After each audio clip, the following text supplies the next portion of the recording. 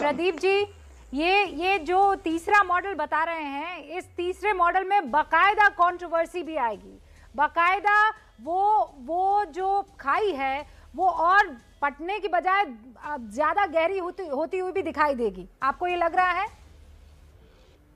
ये देखिए, ये निर्भर करता है दोनों पक्षों पर। अगर दोनों पक्ष मान जाते हैं तब तो नहीं होगा, लेकिन अगर नहीं मानते हैं तो मुझे लगता, मेरी नजर में जो है काशी का जो मॉडल है वो बेहतर है कि बिना मस्जिद को गिराए काशी विश्वनाथ धाम का विस्तार हुआ, उसका पुनरुद्धार हुआ, किसी को कोई शिकायत नहीं है। तो हिंदुओं के लिए वो बहुत बहुत बड़ी चीज हुई, पुनरुद्धार हुआ। जिस तरह से काशी विश्वनाथ धाम हुआ है, उसी तरह से मथुरा में अगर कृष्ण मंदिर का उसी मॉडल पर निर्माण होता है, पुनर्निर्माण होता है, तो मुझे लगता है कि उसको सबको स्वीकार करना चाहिए। विशाल मिश्रा जी, कौन सा मॉडल?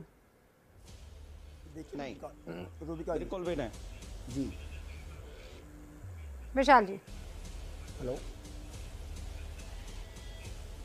देखिए रूबिका जी, इसमें कोई दो राय नहीं कि जो अपनी सांस्कृतिक धरोहर है, जो अपनी सांस्कृतिक विरासत है, उसको दोबारा पुनर्स्थापित किया जाए, उसका दोबारा पुनरुद्धार किया जाए।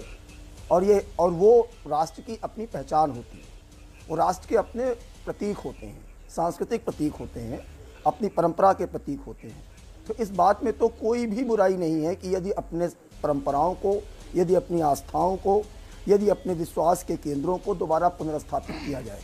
लेकिन अब बात आती है कि उसके लिए रास्ता क्या अपनाया जाए, उसके लिए क्या उचित होगा।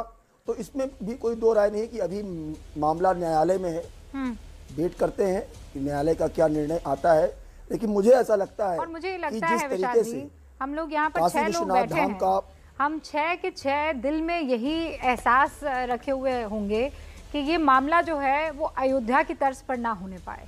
हम 6 के 6 और 6 के साथ हिंदुस्तान की तमाम जो जनता है वो यही सोचे कि टेबल पर बैठे आपस में भाईचारा मना रहे, आपस में एक दूसरे की बात की इज्जत करे, समझे और इस मामले को वहीं का वहीं सुलटा कर खत्म कर दिया जाए, वरना राजनीति तो इसको पता नहीं कहां से कहां पहुंचा देगी। पंकज श्रीवास्तव जी, आप भी यही सोचते हैं?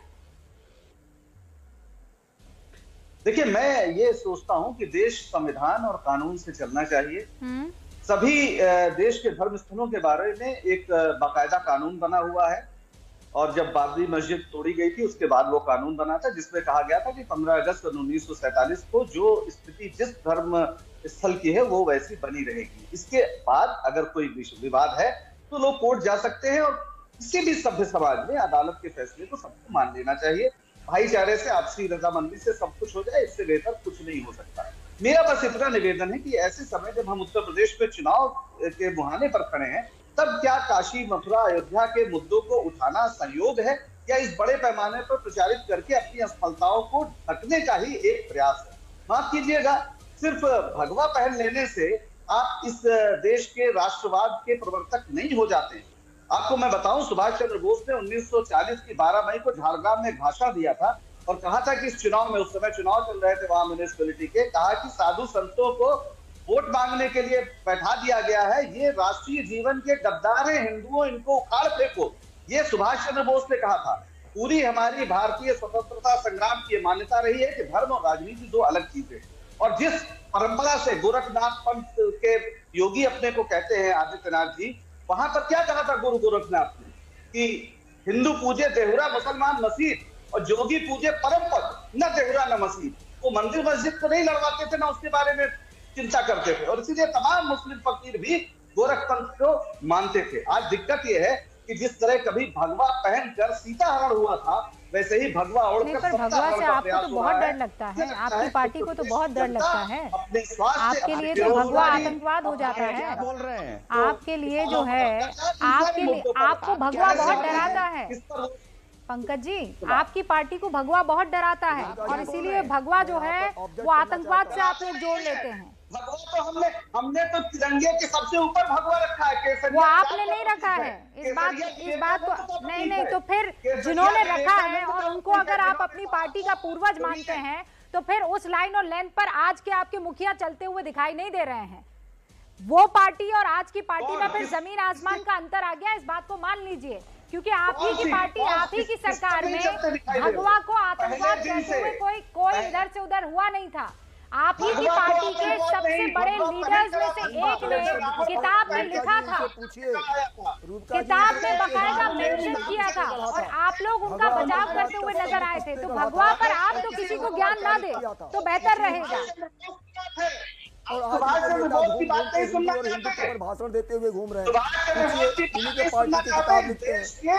राजनीति और धर्म को दो अलग उसमें रखिए, ये सबसे बड़ी बात है। अगर आपके यहाँ पर तो ये ट्यूशन दिया जाता है कि हिंदू और हिंदुत्व को कैसे अलग रखा जाए, पार्टी और धर्म को नहीं। आपके टारगेट में ही हिंदुइज्म है, आपके टारगेट में ही भगवा है, आपके टारगेट में ही ये एक धर्म है जिससे आपकी नफरत साफ तौर पर दिखाई देती है। पंकज जी, आप कहाँ ये चीजों को ढकने की कोशिश करेंगे?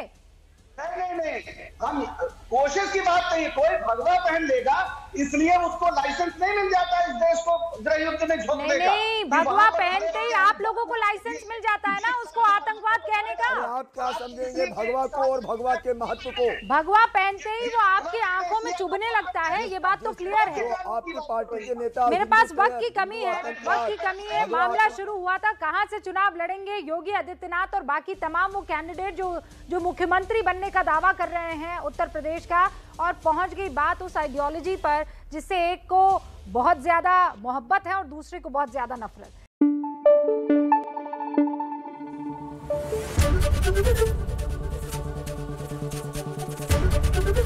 एबीपी न्यूज आपको रखे आगे।